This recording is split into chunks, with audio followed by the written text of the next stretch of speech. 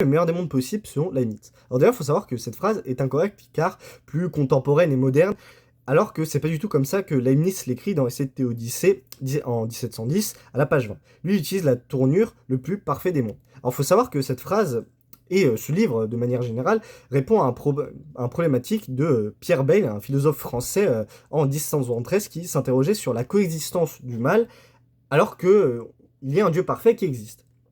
Et Leibniz, dans cet ouvrage, va essayer de répondre à cette question, et ça intervient notamment par cette phrase-là.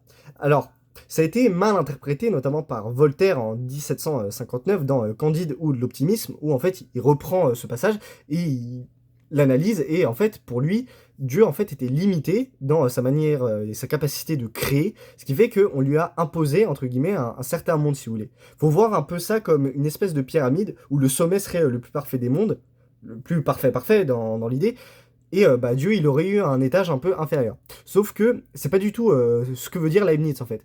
Non, Dieu avait le choix. Il y avait un peu comme un catalogue. Il y avait une infinité de mondes qui s'offraient à lui, et le plus parfait, donc bah, c'est celui dans lequel on est en fait. Voilà. Sauf que bah, c'était mal interprété parce que du coup on s'est dit que ah ouais, mais c'est bizarre parce que pourquoi il y a quand même le mal dans ce monde-là?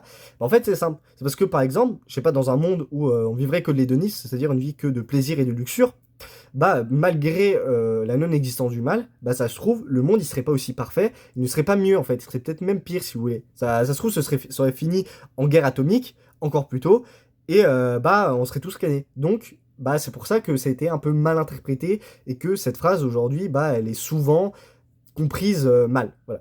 Donc à présent, tu sais